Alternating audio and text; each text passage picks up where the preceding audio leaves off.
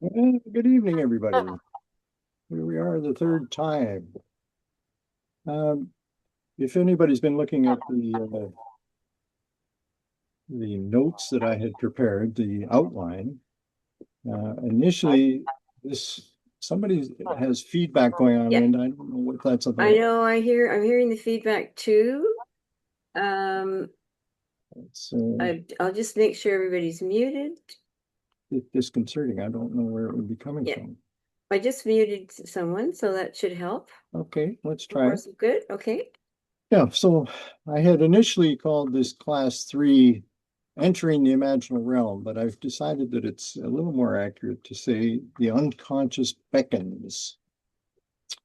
So I want to start off by talking about the Oracle of Delphi, but let me bring up the shared documents here. There we go. Just like that. Okay. So in 1908, work was completed on Carl and Emma Jung's new home in Kuznacht on the upper shore of Lake Zurich. Jung himself had drawn up the plans. So I want to show you what it looks like. This is what that's the front entrance in the middle of winter. And this gives you a better view of it in the summertime. So that tells you something about his artistic ability right away. If he would design something this, well, to my mind, spectacular, really. Um, so where exactly is Kuznach? It's about 10 kilometers southeast of Zurich, as we can see on this map. So Zurich is right in the middle here, and Kuznach is just slightly down the lake. Now, Jung carved a proverb on the portal of their new house. This is what the front door looks like. And here's a close-up of the saying underneath here. So the first reading says, called or not, God will be present.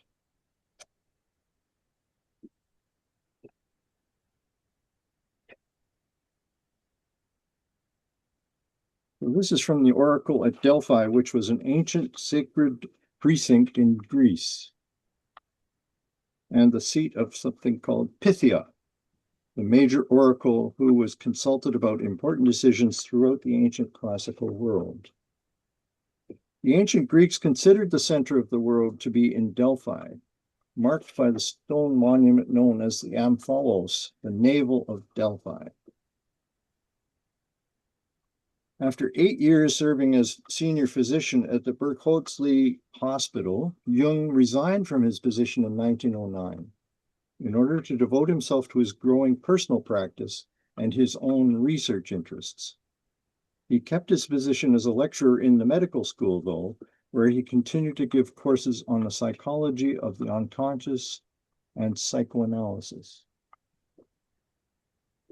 So the next thing we're going to do is talk about dreams and visions. I'd like to first look at the Baha'i view of dreams. Tonight's class will largely focus on a series of weighty dreams Jung experienced in the months leading up to his entrance into the imaginal realm itself. I thought it would be helpful to refresh our memories about the Baha'i view on the nature and role of dreams. In itself, this is a large and important topic. All we can do now is highlight a couple of important pointers. So this first passage is how Baha'u'llah addressed the unexpected nature of dreams and one of the purposes they are intended to serve. And as always, I need lots of volunteers tonight. We have 25 readings, so hands up, please. I can read. Excellent, Durham. Number 2, then. Now there are many wisdoms to ponder in their dream, which none but the people of this valley, the valley of wonderment, can comprehend in their reality. First, what's this world where without eye or ear or hand or tongue, one can put all these to use? Second, how is it that in the outer world thou seest today the effect of a dream which thou didst witness in the world of sleep some 10 years past? Consider the difference between these two worlds and mysteries they conceal, that attended by divine confirmations, thou mayest attain unto heavenly discoveries and enter the realms of holiness. God the Most High hath placed these signs in men so that veiled minds might not deny the mysteries of the life beyond, nor belittle that which hath been promised them. For some hold fast to reason and deny whatever reason comprehendeth not, and yet feeble minds can never grasp the reality of the stage that we have related. The universal divine intellect alone can comprehend them. How could feeble reason embrace the Quran, or the spider snare or phoenix in its web? That's Sanai. That's from Baha'u'llah, Call of the Divine Beloved, Seven Valleys. Thank you. Very nicely read. For his part, Abdu'l-Baha, who is the son of Baha'u'llah, notes the spiritual character of cleansed human hearts as well as of dreams. So, Ingrid, you're next in line. So here's number 3 for you. Great. Could you change the font to make it a little bigger? Oh, certainly. Yes, I may. Whoa, maybe that's a bit too big. Let me just see if I can get a medium. That's good from my end. I don't know. Is it too big? No, How about you, Ingrid? Is that okay now? It's it's very close to what you had, Mark. it's what we had before. Just Okay. go to the next. Yeah, that's there good. it is. Okay. That's Perfect. better. Thank Okay. you. Okay. When man's soul is rarefied and cleansed, spiritual links are established, and from these bonds, sensations felt by the heart are produced. The human heart resembleth a mirror. When this is purified, human hearts are attuned and reflect one another, and thus spiritual emotions are generated. This is like the world of dreams, when man is detached from things which are tangible and experiences those of the spirit. What amazing laws operate, and what remarkable discoveries are made. And it may even be that detailed communications are registered. It's Abdu'l-Baha. Okay. Well, there's lots of food for thought in here, and I think this will eventually be an entire field on its own, but not tonight. With this Baha'i perspective in mind, let's turn our attention back to Carl Jung now. In 1912, Jung and Freud parted ways, both professionally and personally, for reasons we discussed in the last class. Actually, I think that might be 1913. I'll have to check it. Curiously, Jung began to have a series of noteworthy dreams and visions that he just didn't understand. He gave particular importance to 2 of these because he felt they highlighted the limitations of Freud's conceptions of dreams. The first one you might call the customs official and the Crusader. This one occurred in the middle of 1912. Okay, so Heather Harvey is on deck. Oh, I beg your pardon. David is next. I'm sorry. Go ahead, David. Number 4. Sure. It's a long one. I was walking on a road in the country and came to a crossing. I was walking with someone but did not know who it was. Today I would say it was my shadow. Suddenly I came upon a man, an old one, in the uniform of an Austrian customs official. It was Freud. In the dream, the idea of the censorship came to my mind. Freud didn't see me but walked away silently. My shadow said to me, "Did you notice him? He has been dead for 30 years, but he can't die properly." I had a very peculiar feeling about this. Then the scene changed, and I was in a southern town on the slopes of mountains. The streets consisted of steps going up and down the steep slopes. It was a medieval town, and the sun was blazing in full noon, which, as you know, is the hour when spirits are abroad in southern countries. I came walking through the streets with my man, and many people passed us to and fro. All at once I saw among them a very tall man, a Crusader dressed in a coat of mail with the Maltese cross in red on the breast and back. He looked quite detached and aloof, not in any way concerned with the people about him, nor did they pay any attention to him. I looked at him in astonishment and could not understand what he was doing walking about there. "Did you notice him?" my shadow asked me. "He has been dead since the 12th century, but he is not yet properly dead. He always walks here among the people." We've got a note here. David, sorry. No, that's quite all right. I don't Sorry, know. didn't mean to interrupt you. Oh, that's okay. He always walks. Did you notice him? He always walks here among the people, but they don't see him. I was quite bewildered that the people paid him no attention, and then I woke. Oh, Linda, No, it's okay, David. I didn't mean to interrupt you. Oh, no, I'm no, sorry. that's I didn't know the message would go so quickly. Sorry. Oh, no, that's okay. Certainly, if nobody can hear me, that's a good reason to interrupt. Okay, so here's a Maltese cross in case you haven't seen one recently. Now, before we go on to consider this dream, we need to explain the term censor as it's used in this particular passage. So Heather is hopefully going to read this one for us, and maybe number 6 as well. Oh, you're muted. Censor.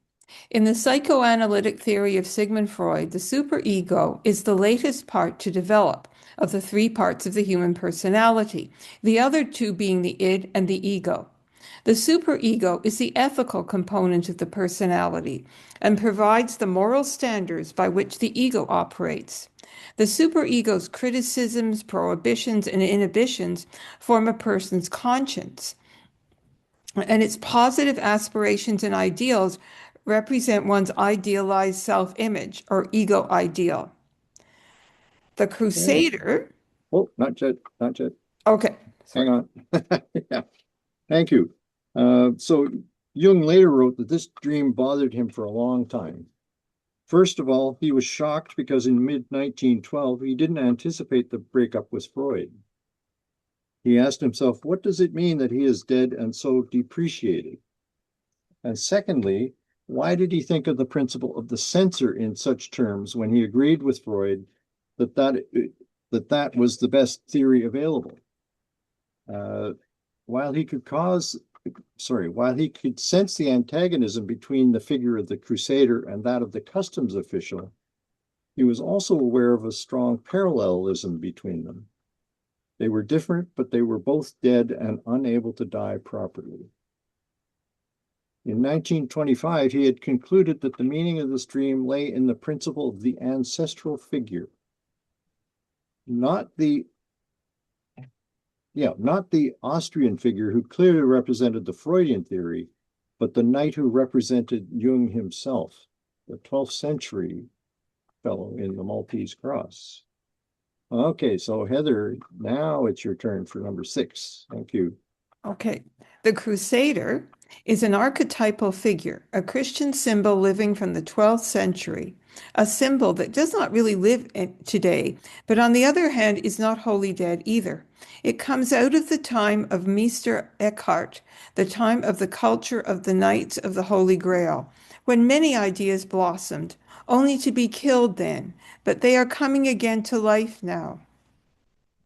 Hmm. So Jung has a real fascination with this period of history. There's no question about it. He explored it for the rest of his life. Near the end of his life, when he had this dream, he had not yet achieved this understanding. He was, as he said, oppressed and bewildered. Freud was also bewildered and could not find a satisfactory meaning for this dream. Near the end of his life, Jung articulated his eventual understanding of this seminal dream. He linked it directly to his lifelong attraction to the medieval period of the Crusades, which is also the beginnings of alchemy and the beginnings of the quest of the Holy Grail. Okay, Elizabeth, let's do number 7, shall we? Okay, you can hear me now.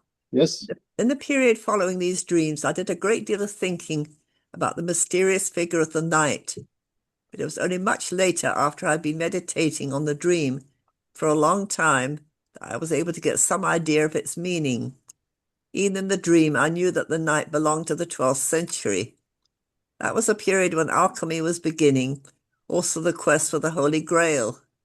The stories of the Grail have been of the greatest importance to me ever since I read them at the age of 15.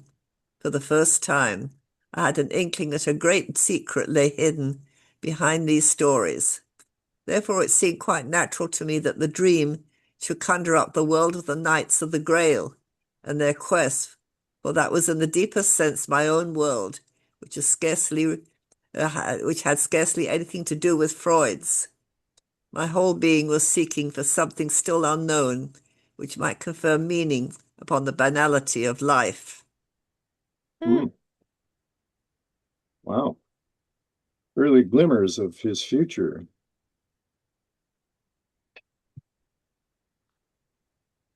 Now, the second dream you might want to call the dove. And here's how he begins to talk about this particular one. Jennifer, it's number 8, please. Like Freud, I had been looking on the unconscious as nothing but the receptacle of dead material, but slowly the idea of the archetypes began to formulate itself in my mind, and at the end of 1912 I came to this dream, which was the beginning of a conviction that the unconscious did not consist of inert material only, but that there was something living down there. I was greatly excited at the idea of there being something living in me that I did not know anything about. Mm. Okay, thank you. So I guess Leslie is going to read number 9, which is the dream which occurred half a year after the first one. I dreamed that I was sitting in a very beautiful Italian loggia, something like the Palazzo Vecchio in Florence. It was most luxurious, with columns, floor, and a balustrade of marble. I was sitting in a golden chair, a Renaissance chair, in front of a table of green stone like emerald. It was of an extraordinary beauty. I was sitting looking out into space, for the loggia was on top of a tower belonging to a castle. I knew that my children were there too. Suddenly, a white bird came flying down and gracefully alighted on the table. It was a small gull or a dove. I made a sign to the children to keep quiet, and the dove suddenly became a little girl with golden hair and ran away with the children. As I sat pondering over this, the little girl came back and put her arm around my neck very tenderly. Then, all at once, she was gone, and the dove was there and spoke slowly with a human voice. It said, "I am allowed to transform into human form only in the first hours of the night, while the male dove is busy with the 12 dead." Then it flew away into the blue sky, and I awoke. Okay, thank you. Nicely read. So he's mentioned a couple of places. I thought I'd look them up and see what they look like. So this is what the Palazzo Vecchio in Florence looks like. And then this is the Loggia in Florence. I don't know if anybody else has been there. I certainly haven't, but anyway, it gives you a sense of the location of his dream. A footnote in his introduction to Jungian psychology indicates that an adjacent building, the Loggia de Lanzi, would better serve the comparison. So that's why I showed you that second one. After considering references to the story of the Emerald Tablet, the 12 apostles, the signs of the zodiac, and so on, Jung realized that he was unable to make anything out of the dream. All he could tell was that there was a tremendous animation of the unconscious. As he said in 1925, I knew no technique of getting at the bottom of this activity. All I could do was just wait, keep on living, and watch the fantasies. The Emerald Tablet, also known as the Tabula Smaragdina, sorry, I don't know what language this is even, is a compact and cryptic text traditionally attributed to the legendary Hellenistic figure Hermes Trismegistus. And it's interesting that Baha'u'llah has some positive things to say about that fellow, which you might want to follow up. In 1951, in an article called The Psychological Aspects of the Chore, Jung presented some material from the Red Book, describing them as a part of a dream series in an anonymous form. There he traced the transformations of the anima or soul. And now let's see, Alan is going to read number 10, and I hope number 11 in a minute as well. So there's 10. According to Jung, this dream shows the anima as elf-like, i.e., only partially human. She can just as well be a bird, which means she may belong wholly to nature and can vanish, i.e., become unconscious, from the human sphere, i.e., the consciousness. So this is from Jung. So that's kind of an odd statement, but the fact that he's relating this to the anima is very important to where we're going to go when we dive into the Red Book in a few minutes. Another dream is one which you could call Europe inundated by water. On October 17th, 1913, Jung was traveling by train to Schaffhausen to help his mother-in-law celebrate her 57th birthday, and a journey that takes about an hour. As he was passing the Rhine Falls, an area close to where he had grown up, Jung experienced a waking vision of Europe being devastated by a catastrophic flood, which was repeated 2 weeks later on the same journey. So number 11, which Alan is going to read, is how he described it in the Introduction to Jungian Psychology. In October 1913, I was traveling in a train and had a book in my hand that I was reading. I began to fantasize, and before I knew it, I was in the town to which I was going. This was the fantasy. I was looking down on a map of Europe in relief. I saw all the northern part and England sinking down so that the sea came up upon it. It came up to Switzerland. And then I saw the mountain grew higher and higher to protect Switzerland. I realized that a frightful catastrophe was in progress. Towns and people were destroyed. And the wrecks and dead bodies were tossing about on the water.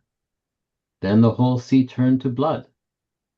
At first, I was only looking on dispassionately, and then the sense of the catastrophe gripped me with tremendous power.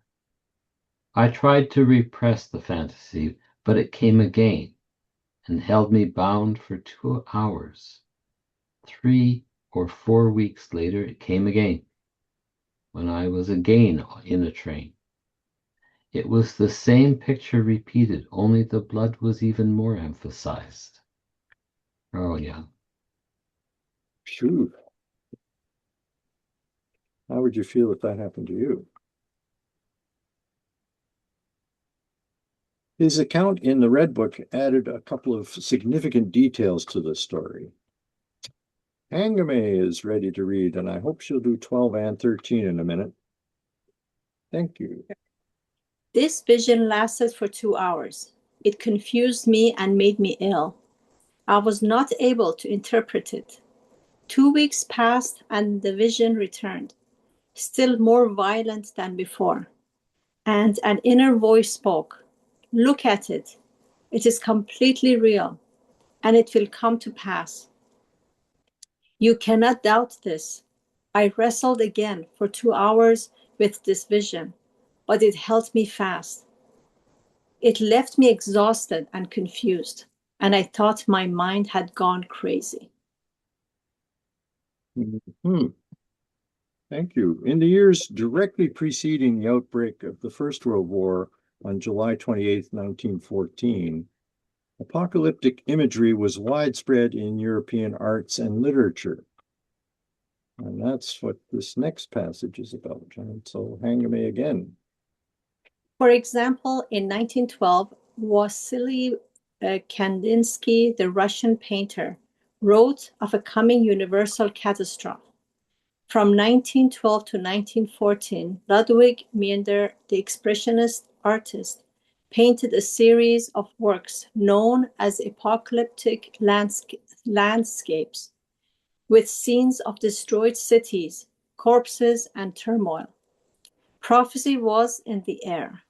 In 1899, the famous American medium Leonora Piper predicted that in the coming century there would be a terrible war in different parts of the world that would cleanse the world and reveal the truths of spiritualism. In 1918, Arthur Conan Doyle, the spiritualist and author of the Sherlock Holmes stories, viewed this as having been prophetic. Good job on the names.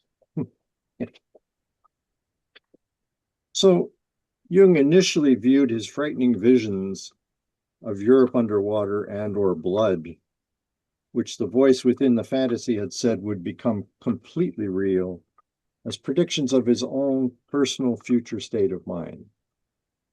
As he explained to the eminent historian of religion, Mircea Eliade, he thought he was about to do a schizophrenia. In response, he undertook an intense psychological investigation of himself. And then he had another dream, which you could call the descent of terrible cold.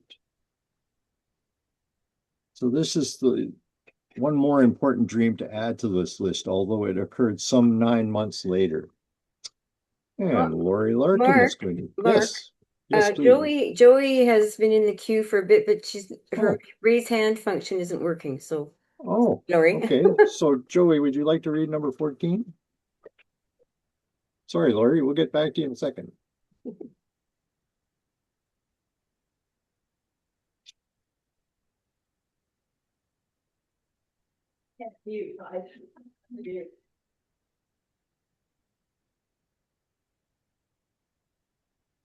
There we go. In the year of 1914, in the month of June, at the beginning and the end of the month, and at the beginning of July, I had the same dream 3 times. I was in a foreign land, and suddenly, overnight, and right in the middle of summer, a terrible cold descended from space. All seas and rivers were locked in ice, and every green living thing had frozen. The second dream was thoroughly similar to this, but the third dream at the beginning of July went as follows. I was in a remote English land, it was necessary that I return to my homeland with a fast ship as speedily as possible. I reached home quickly, and in my homeland, I found that in the middle of the summer, a terrible cold had fallen from space, which had turned every living thing to ice. There stood a leaf-bearing but fruitless tree, whose leaves had turned into sweet grapes, full of healing juice through the working of the frost. I picked some grapes and gave them to a great waiting throng of them. Ooh. Makes you shiver a little bit. At the time, Jung was busy preparing a lecture on schizophrenia to be delivered at the Congress at Aberdeen, Scotland. He kept saying to himself, I'll be speaking about myself. Very likely I'll go mad after reading out this paper. So he was really worried about his own state of mind. On July 31st, immediately after giving his lecture, he learned from the newspapers that war had broken out. Finally, he understood the nature of his terrifying dreams. Okay, Lori, I'm going to ask you to do 15 and 16 in a minute or two. So 15 for now. When I disembarked in Holland the next day, nobody was happier than I. Now I was sure that no schizophrenia was threatening me. I understood that my dreams and my visions came to me from the subsoil of the collective unconscious. What remained for me to do now was to deepen and validate this discovery, and this is what I have been trying to do for 40 years. Thank you. Well, let's talk about Jung's midlife crisis. By 1913, Jung had established himself as one of the leading lights in European psychiatry and was president of the International Psychological Association. As he stated in the Red Book, and now it's Lori again for number 16. I had achieved everything that I had wished for myself. I had achieved honor, power, wealth, knowledge, and every human happiness. Then my desire for the increase of these trappings ceased. The desire ebbed from me, and horror overcame me. Very nice. He had reached a turning point, a midlife crisis that was to transform his life and work. As a result of this watershed moment, Jung became Jung, and his analytical psychology emerged as a general psychology and as a school of psychotherapy. This transformation took place through the exploration of his visionary imagination, which he recorded in his black books from 1913 to 1932.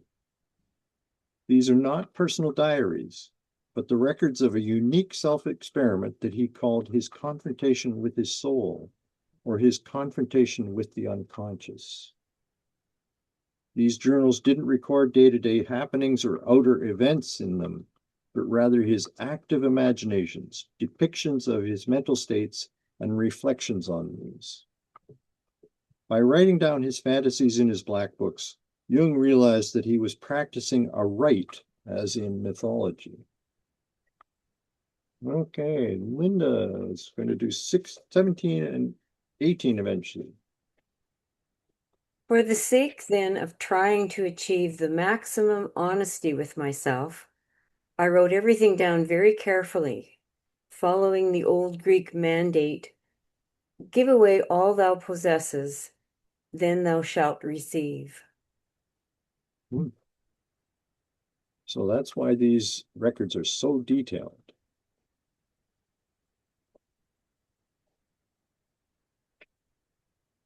So Jung had actually proposed this particular mystic injunction, which is from the so-called Mithras liturgy, as a motto for psychoanalysis in a letter to Freud dated 3 years before in August 1910. And Jung frequently cites this command in his book, Symbols of Transformation. That was the book that broke the two of them apart. From the fantasies he documented in the black books, he selected and edited a large number, which he then transcribed into a large format calligraphic volume, illustrated with his own symbolic paintings that he called the Red Book. The Red Book and the Black Books are thus closely intertwined. We can think of the Red Book as a carefully chosen subset of the contents of the Black Books. The Red Book contains accounts of his inner experiences, meditations on these fantasies, as well as his gradually growing understanding of their significance. With his recent experiences of big dreams, as he would call them, such as the coming inundation of Europe, he came to view the fantasies in the Red Book as speaking not just to himself, but to others as well. They came from a mythopoetic layer of the psyche, which he named the collective unconscious. The word mythopoetic means myth-making. Now we're going to talk about what he calls the personal rhizome, which is from botany. Writing in 1950, Jung described the situation he had faced 40 years earlier at the threshold of the experience that produced the Red Book. Okay, Linda, so that's number 18. The psyche is not of today. Its ancestry goes back many millions of years. Individual consciousness is only the flower and the fruit of a season, sprung from the perennial rhizome beneath the earth. And it would find itself in better accord with the truth if it took the existence of the rhizome into its calculations. For the root matter is the mother of all things. I simply had to know what unconscious or preconscious myth was forming me, from what rhizome I sprang. Okay. So beginning on the night of the 12th of November, 1913, and continuing over the next several years, he confronted his portentous task of tasks, as he called it. Carl Jung stepped to the rim of the world where, as he declares, the mirror image begins. He called it a voyage of discovery to the other pole of the world. And he did indeed find his myth, the rhizome from which he sprang. He explained, as reported in his Memories, Dreams, and Reflections, number 19, and I see Bill or Sherry is eager to talk. Take it away. The knowledge I was concerned with or was seeking still could not be found in the science of those days. I myself had to undergo the original experience and, moreover, try to plant the results of my experience in the soil of reality. Otherwise, they would have remained subjective assumptions without validity. Nice. Okay, Sherry, I'm wondering if you can read 20 in a minute as well. Sure. Okay. In 1948, he described the event to Victor White. I wanted the proof of a living spirit, and I got it. Don't ask me at what price. The original experience and the living spirit of the depths had led him to what he declared in 1916 to be a new spring of life. In an interview with the New York Times in October 1936, Jung showed his flair for making his ideas readily accessible to the public. He wanted to impress upon his interviewer and future readers with a deep understanding of the true nature of their psyches. The rhizome from which we each spring is incredibly ancient. When someone comes to him as a therapist with existential problems, he suggests that they ask the 2 million-year-old inside of them for advice. This is a novel concept for a lot of people, I suspect. Okay, so Sherry, number 20, please. Together, the patient and I address ourselves to the 2 million-year-old man that is in all of us. In the last analysis, most of our difficulties come from losing contact with our instincts, with the age-old, unforgotten wisdom stored up in us.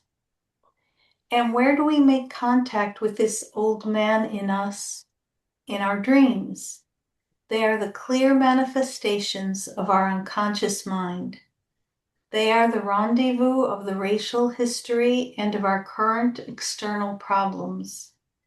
In our sleep, we consult the 2 million-year-old man, which each of us represents. We struggle with him in various manifestations of fantasy. That is why I ask a patient to write up his dreams. Usually they point the way for him as an individual. Okay, thank you. Very nicely done. So now we come to his strategy of digging a hole.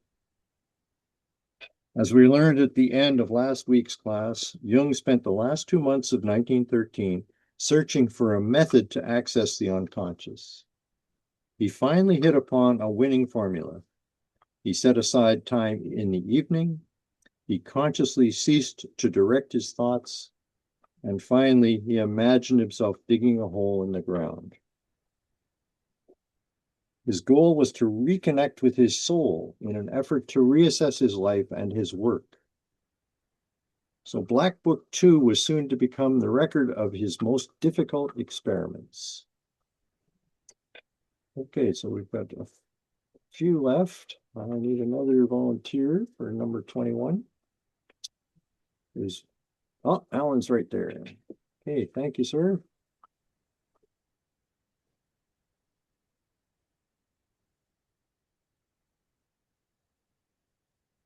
Sorry, No I problem. couldn't find my mute button. Okay. Not knowing what would come next, I thought perhaps more introspection was needed.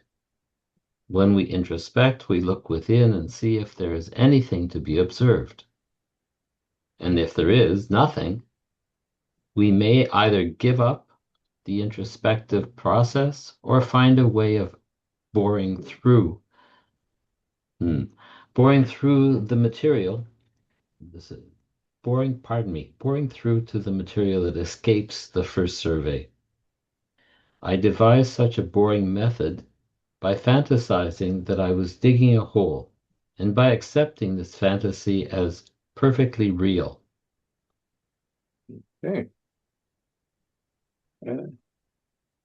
Jung had probably started by physically digging holes in his garden down by the water to release his fantasies. He then began to imagine doing the same thing while sitting in his library. In mid-December of 1913, he had his first success. Jung imagined himself descending into the depths and watched intently as a fantasy sequence unfolded. Although this was the first fantasy of this kind he experienced, it doesn't appear until 30 pages into the Red Book. It begins on page 146 of a reader's edition with the title Descent into Hell in the Future. A briefer version can be found on page 179 of Memories, Dreams, and Reflections, which was written towards the end of his life. So let's look more closely at Descent into Hell in the Future. And Jack, I see, has agreed to read number 22 for us, and maybe 23 as well. In the following night, December 12th, 1913, the air was filled with many voices. A loud voice called, "I am falling." Others cried out, confused and excited during this. "Where to? What do you want?" Should I trust myself to this confusion? I shuddered. It is a dreadful deep. Do you want me to leave myself to chance? To the madness of my own darkness? Whither, whither? You fall, and I want to fall with you, whoever you are. The spirit of the depths opened my eyes, and I caught a glimpse of the inner things, the world of my soul, the many-formed and changing. Carl Gustav Jung, Reader's Edition. You can just continue right on with number 23, Jack, if you wouldn't mind. I see a gray rock face, along which I sink into great depths. I stand in black dirt up to my ankles in a dark cave. Shadows sweep over me. I am seized by fear, but I know I must go in. I crawl through a narrow crack in the rock and reach an inner cave, whose bottom is covered with black water. But beyond this, I catch a glimpse of a luminous red stone which I must reach. I wade through the muddy water. The cave is full of the frightful noise of shrieking voices. I take the stone, it covers a dark opening in the rock. I hold the stone in my hand, peering around inquiringly. I do not want to listen to the voices. They keep me away, but I want to know. Here something wants to be uttered. I place my ear to the opening. I hear the flow of underground waters. I see the bloody head of a man on the dark stream. Someone wounded, someone slain floats there. I take in this image for a long time, shuddering. I see a large black scarab floating past on the dark stream.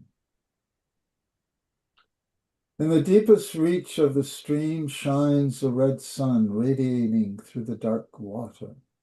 There I see, and a terror seizes me, small serpents on the dark rock walls striving toward the depths where the sun shines. 1,000 serpents crowd around, veiling the sun. Deep night falls. A red stream of blood, thick red blood, springs up, surging for a long time, then ebbing. I am seized by fear. What do I see? Carl Gustav Jung, The Red Book. I'm glad I didn't have those visions. So afterwards, Jung was pleased that his technique of accessing the unconscious had worked so well. In his retelling of the vision in his 1925 seminar, he shared a few more details with his audience. That's number 24. Any takers? Oh, Linda's going to read. Okay, thank you. Go ahead with Rob and Roxanne. They haven't read yet. Yeah. No, go ahead. Okay, Rob. I looked into the hole, and then I could hear the noise of the rushing water. I was shocked, and as I peered further down in the dim light, I could see something floating, the body of a fair-haired man. I thought at once, that is the hero. Then there came floating past a big black something, nearly as big as the body of the man, and coming after him with moving legs. This was a scarab, and after it came a ball that was like a luminous sun, glowing dark red in the waters like a sunrise before a storm. When it was in the middle of the field of vision, hundreds of thousands of snakes threw themselves on the sun and obscured it. Okay. So he later painted his memory of that scene, and here's what he came up with. Oh.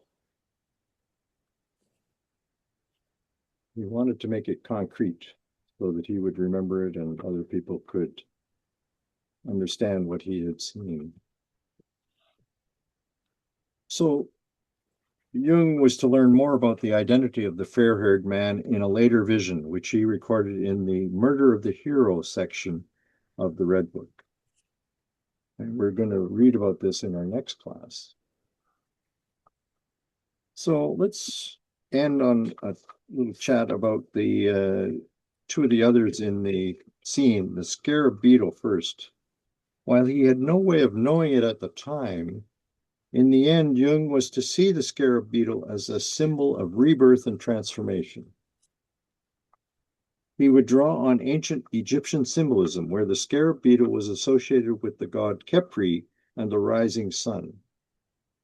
To Jung, the scarab's behavior of rolling dung into a ball and burying it to create new life was a metaphor for psychological processes. Out of decay or shadow emerges growth and renewal. The scarab thus represents psychological transformation through the process of integrating repressed or shadow aspects of the psyche into consciousness. This is quite similar to the ideas of regeneration and resurrection in mythology. And then finally, let's devote a little attention to snakes. As we will see, snakes make countless appearances in the Red Book. This is but their debut. During the course of his time in the imaginal world, Jung came to understand the image of the snake or serpent as possessing both positive and negative aspects. The snake can be an adversary and a wise guide at the same time. It can be a symbol of animosity as well as of reconciliation and transformation. It can represent evil or danger, but also deep wisdom, healing, and a fundamental form of psychic energy that it can appear both frightening and liberating. The snake in Jung's Red Book often acts as the earthly or underworld spokesperson for the unconscious. It embodies impulses and knowledge that are instinctual, ancient, and mostly inaccessible to the conscious mind. Jung wrote that snakes symbolize psychic phenomena that dart out of the unconscious with deeply emotional effects, which are sometimes destructive, but sometimes rejuvenating as well. In summary, for Jung in the Red Book, the snake is a rich, ambiguous, and powerful symbol. It is a bringer of fear and fascination, a mediator between the conscious and the unconscious, and a guide through the mysteries of psychological transformation.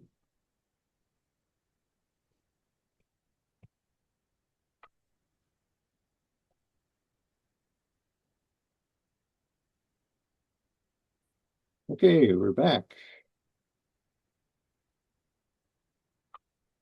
So that's your first little taste of the Red Book and its kind of contents. Bit mysterious. I know that several people have told me that they tried to read the Red Book and stopped because they couldn't understand what was going on. And you can start to see the kinds of symbols that he is dealing with. If you get hung up on the actual images themselves, you can be misled. So he struggles mightily through the Red Book. After each of these stories, he's trying to figure out what they mean, reflects on their meaning, he meditates on it, and makes an early attempt to understand them. But really, that just is the beginning of a 40-year process that he goes through, because these things were so alive, so in his face, that he couldn't forget them. He knew that they were important. He knew they were saying something very important to him and to other people, so he had to figure out what they were. Okay, is that Sherry or Bill that wants to talk?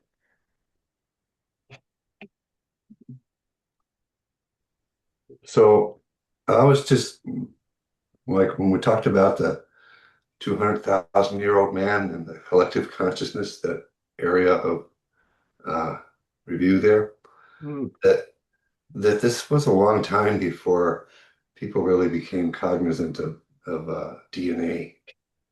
And I was just wondering, like later in Jung's years, when that DNA concept became, like in the 50s or something like that, became known generally to the scientific realm. did he maybe see that as a source of that 200,000-year-old man's memory of DNA as being a source of a collective consciousness, or having been brought forth through the years by that vehicle? And I also wanted to just at the last, you were talking a lot about snakes and its prevalence in the realm, and I was just thinking, DNA is kind of shaped like a snake sometimes. So I don't know if I just got DNA on my irrelevant mind, or if there was a recognition that there must be something physical that carries forward this kind of thing. Well, I'm not sure. I don't know that I've ever seen him talk about the discovery of DNA. He may well have done, and I mean, his works are so massive. I just may not have stumbled upon that particular item. But I would be not surprised if he felt that that was a sort of physical parallel, if you like, to the ideas that he's explaining here, that the psyche, which is non-physical, is at least as old as the DNA in the physical world. I don't think he'd have any trouble whatsoever agreeing to that. I'd never thought about the idea of the shape of the DNA being snake-like, but sure, that works. I don't know. Yeah. Thanks, Mark. Okay. Jack, what are you thinking? Well, that's very intriguing, Bill. Yeah, thanks for that. Food for thought there. I'm one of the people who tried to read the Red Book and gave up. And the reason why it's so difficult, Mark, is that we're trying to interpret the mind of somebody else.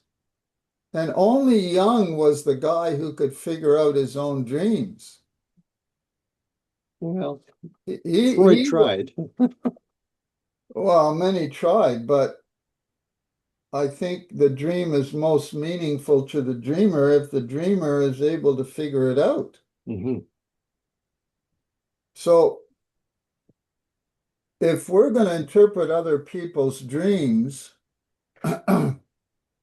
which I like to try occasionally if I'm asked, not always successful, we have to know a fair amount about the individual or have insights into a few insights into their psychological process. So, and what makes the Red Book so challenging, as we found out tonight, is the sheer drama and vividness of some of these visions. Oh my gosh. Yep. They're really overwhelmingly powerful. And I can understand why Jung was so disturbed by them, even thought that he was going to lose his mind, Yeah. Made him ill. And these are extremely powerful experiences, Now, it's interesting, he said the 2 million-year-old man within, is that it? That's his other name for the unconscious? Mm-hmm. Well, the depths of the unconscious, there are many levels of it. The depth, okay, at least 2 million years old. Yeah. So it has all the ancestral memories in it, if I'm understanding that correctly. Yeah. Of all of us. Okay. All of our ancestors. That's a mind-boggling concept, let's face it. We see you, Joey. Oh. Are you finished, Jack? Or, sorry. Yeah, Joey would like to say something to this, I guess. Mark, the Red Book at times reminds me of the fish. Yeah. You're talking about my father's conversations with a fish and others, yes, which many people here don't know anything about. So be careful what you say here. Okay. I won't say anymore. It just reminds me of this. In what way? Because this is really Jung's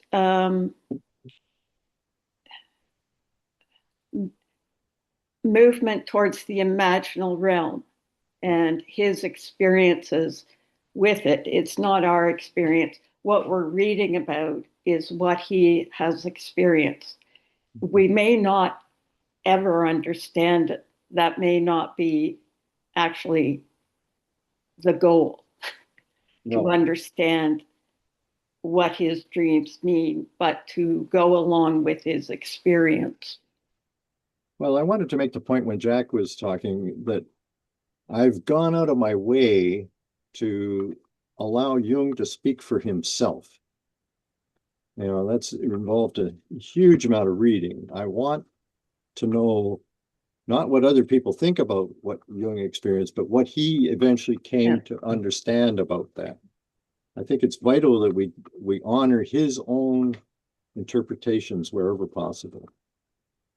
So, but you're right. I mean, here he is investigating a realm that we visit on a regular basis every night in our dreams, but we're not doing it with the kind of consciousness that he is able to bring when he's sitting there in his chair, fully conscious.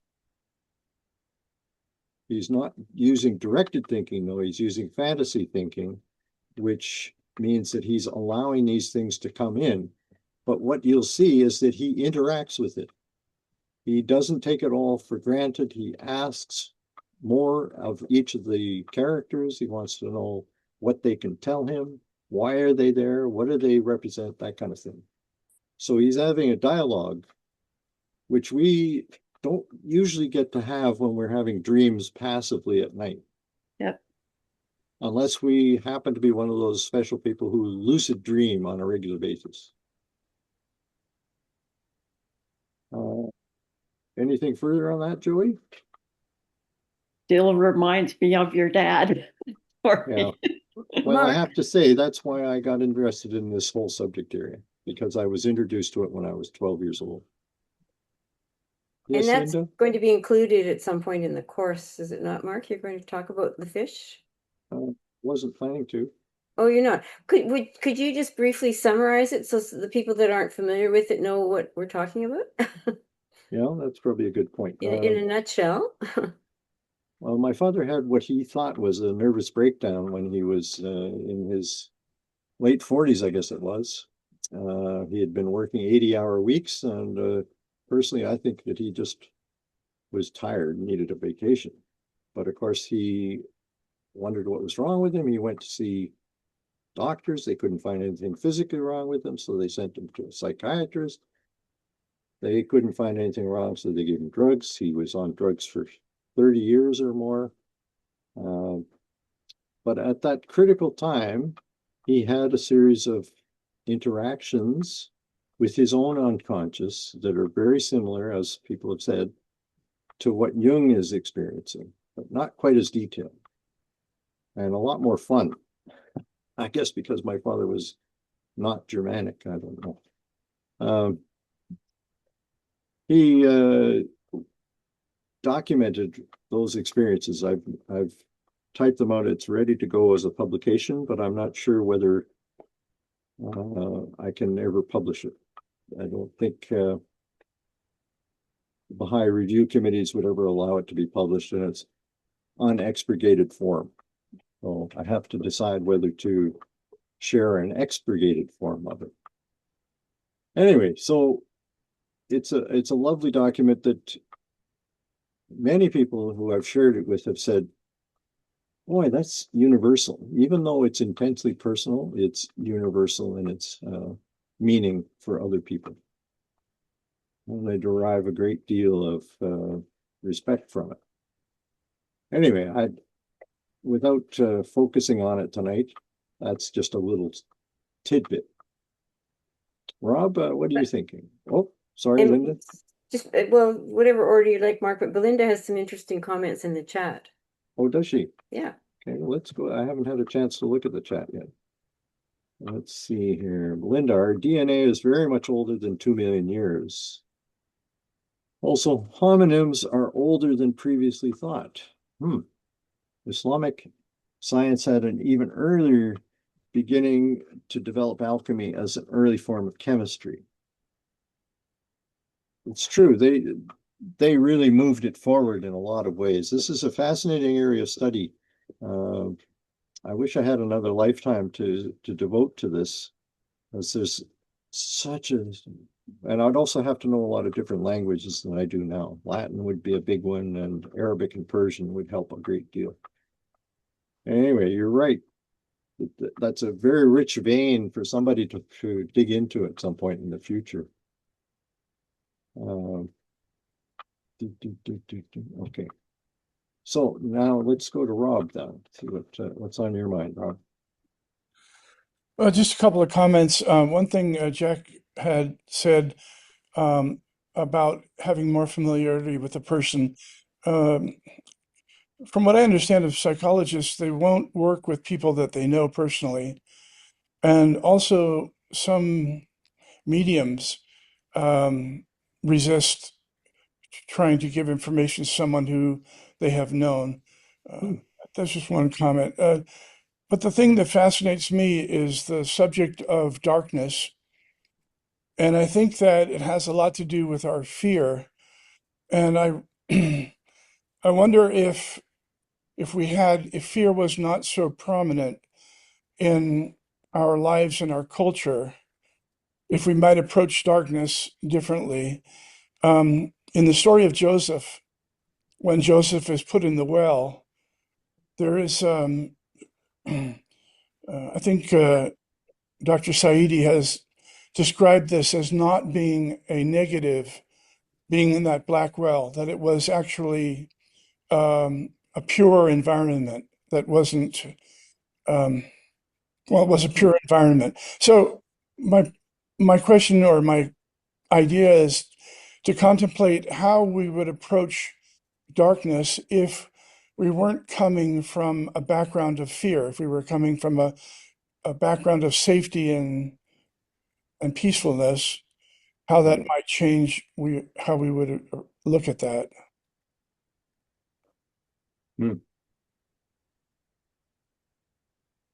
Yeah.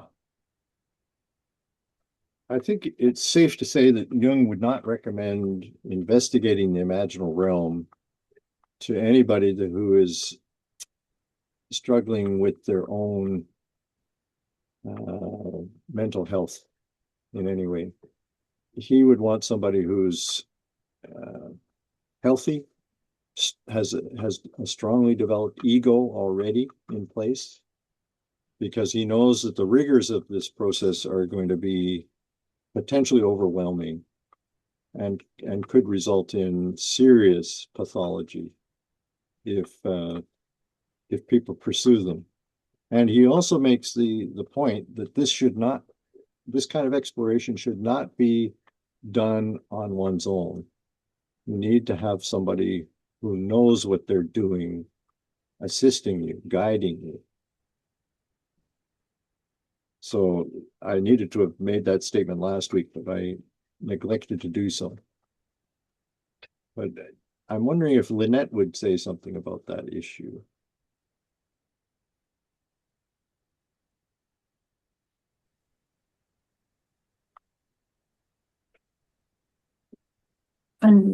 There you go.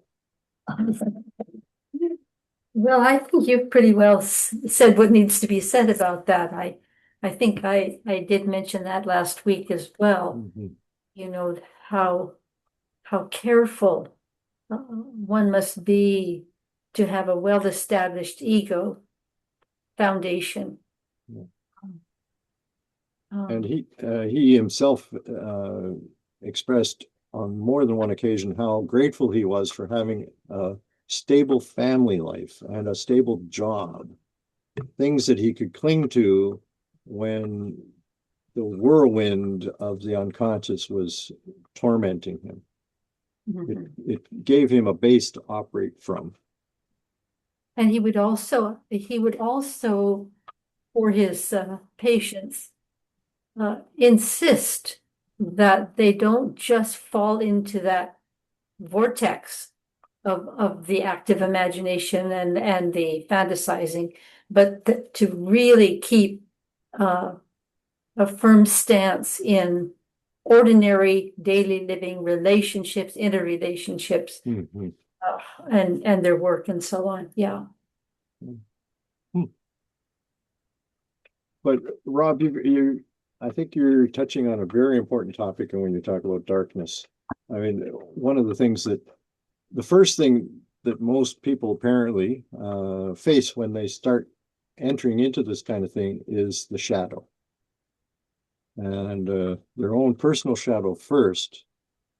But then if they keep pushing through that, accepting things about themselves that are difficult for them to do, then they eventually start coming up against the societal darkness, the shadow that the whole Western world has, for instance.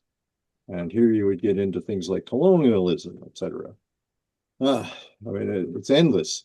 So you have to be made of fairly tough stuff to face that and to continue to live in spite of it, if you like. One of the asides I read recently, Jung wanted to call one of the chapters in Memories, Dreams, and Reflections, Glad I Survived It.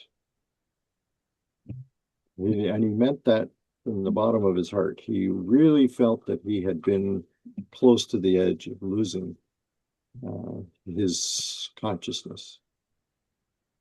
Anyway, so Alan, what are you thinking? Yeah, I think I'm trying to read behind the scenes. I like the idea of a 2 million-year-old archetypes that have been with us for a long, long time. I like the idea that there's been an evolution. And I was reminded as we were going through a number of these interpretations of some of the stuff that Baha'u'llah put into the Kitab-i-Iqan. There's a whole bunch of them. He talks about beetles. He talks about hearts of they with which they understand not. You know, and there's a sort of a cute story. Well, a couple of them. Of course, there is that passage from the gospel. And it came to pass on a certain day, a father of one of the disciples came and told Jesus that the father had died. The disciple, reporting the death of the father to Jesus, asked leave to go and bury him. Whereupon Jesus, that essence of detachment, answered and said, "Let the dead bury the dead." And there's another cute one too. This is reporting of Ali, the commander of the faithful. One of his followers owned a house and wished to sell it. The other was to be the purchaser. They both came to Ali. They said they had agreed on this transaction that should be effected and a contract to be written with the knowledge of Ali.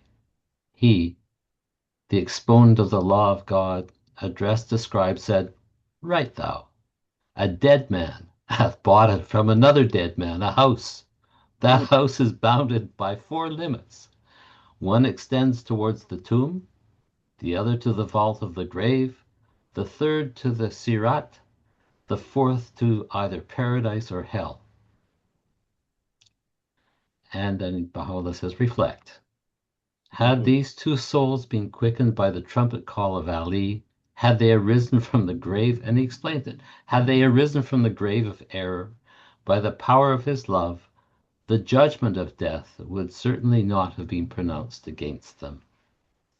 So we're finding, I guess what I'm seeing there are many things that cannot be expressed in words.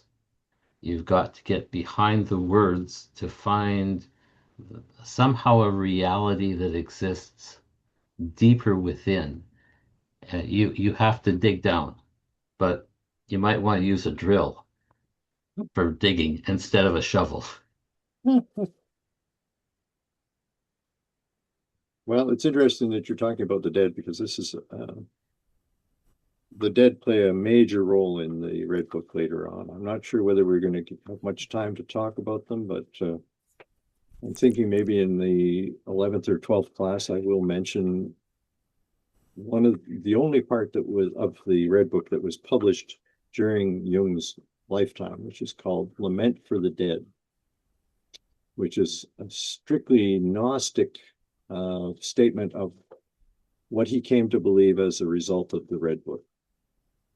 But it's so dense, it requires a great deal of time to understand. So I'm not sure whether we can really look at it. I'm reserving judgment about that.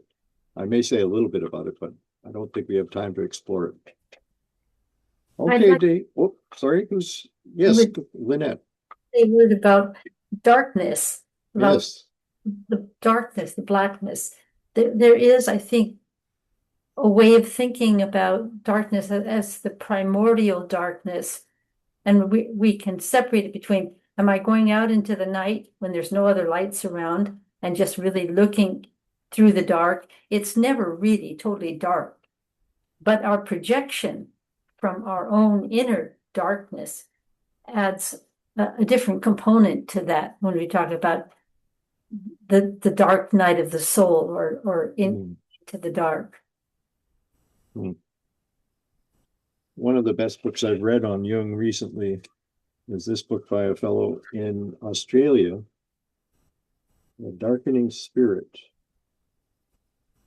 So this is a subject that I'm spending a fair amount of time talking or thinking about, Rob. So I will make sure that we talk about it at some point in the course, okay?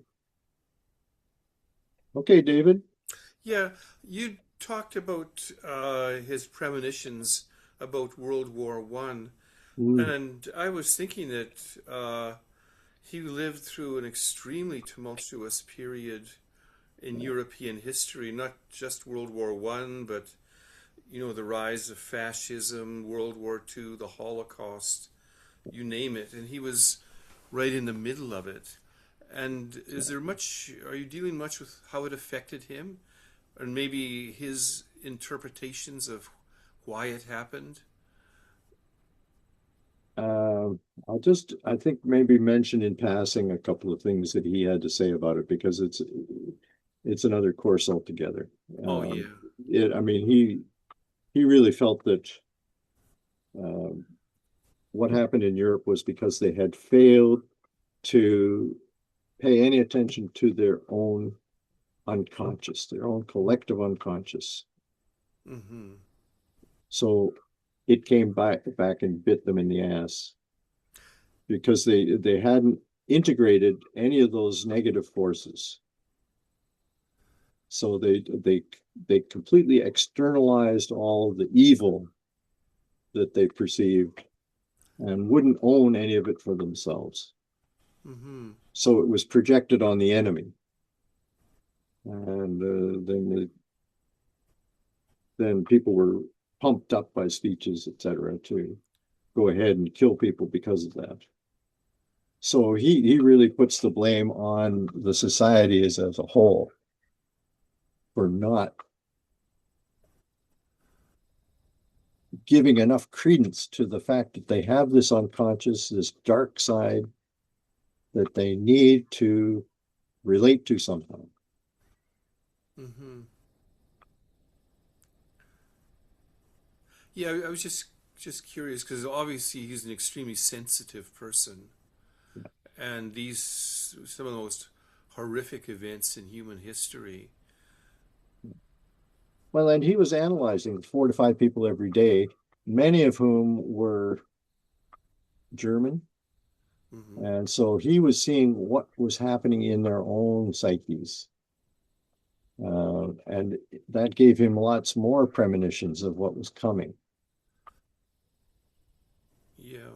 So, but this is a subject that I don't really know much about myself. I mean, I have read a little bit about it, but it's another topic all on its own. Yeah. Sorry to be so wishy-washy on it. Oh no, David, that's quite all right.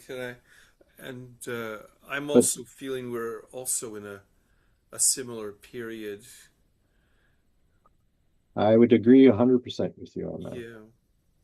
And so any insights we can gain from him about those times may be applicable in some way to what we're going through. That's my hope. Yes. Well, that's one of the reasons for doing this. Yeah. Anyway, Heather, what are you thinking about? That's a beautiful piece of art behind you, by the way. Oh, It's Natalie Thirlwall did this. yes. It's an Ottawa Baha'i.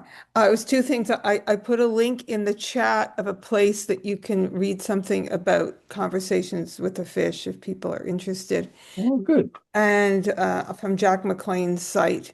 And also, the more I hear about Jung, the more I see he is different from Freud. You don't hear about Freud's inner life. You hear about how, what he has learned from his patients, but you don't hear anything about how it affected Freud. And his thought processes are very objective, and very, they're just like, I'm not surprised that they had this break because they're so different in the way they look at the world. One is you're quite very right. objective. Well, yes, in the sense that it's all external. Yeah. It doesn't relate to him personally. You're quite right. He hasn't integrated that. Food for thought. Anybody else have a comment or question? Oh, Jack, yes. I'm back again. Good. Wanted to follow up on Rob's idea of darkness. I don't want to talk about that too much because, Mark, you're going to go into that. But of course, in the mystical traditions, there's a whole thing about divine darkness and what it means. But in the faith and also in Kabbalah, Sufism, and specifically Baha'u'llah talks about this, that God is not hidden in darkness. He's hidden in veils of light. So you get the paradoxical notion. Normally, and of course, paradox is part and parcel of mystical language. I mean, you read any mysticism, you're gonna scratch your head and go, what? Yeah. The sun's so hot I froze to death. Susanna, don't you cry. What kind of sense does that make?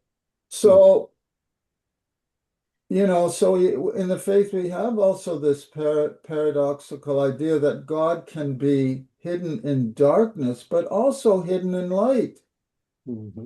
Because he's so bright, we can't see it. And then in order to perceive that light, we have to do some unveiling ourselves in order to perceive that light. Exactly right. Yeah. Tafsh, I think, is the mystical term, and Tanze, God is transcendent, right? So it's very interesting, and I was very struck by that the first time I encountered that idea of God being hidden in veils of light, because it's quite paradoxical in a way, because normally light reveals things, right? But God can be hidden in veils of light. So it's not easy to figure that out. Not with our feeble minds. No. Rob, are you back again here? Well, I'm not very good at articulating what my thoughts are, but going to that subject again, we have a hot tub up in the mountains, and I lay there and look up at the sky, and I had this one moment where I was thinking about the light. When you look in the daytime, you don't see the stars. You see the blueness, and you only see the stars in the darkness. For me, it was a metaphor for the Baha'is that the stars shine in the darkness. So that was just a little thought I wanted to share. That's a good one. And a good one to end on. That was a deep moment, eh, Rob, for you? You wouldn't be surprised in these latter years of our lives, when we have time to think about things and ponder, simple things are so deep. and there's so many meanings, but unfortunately, I don't find a lot of people that want to just sit and talk about what does this mean? What does this word mean? How do we explore that? And so I got, obviously being in these forums is great. It's fantastic. Well, we're glad you're here, to say the truth. Okay, folks. I hope I didn't leave you too befuddled. Wait till next week. Ah. Anyway, good night, everybody. Thank you, Marcus. Enjoy the weather. Stay safe and stay sane. Yes, Thank you very indeed. much. Thank you. Good, good model.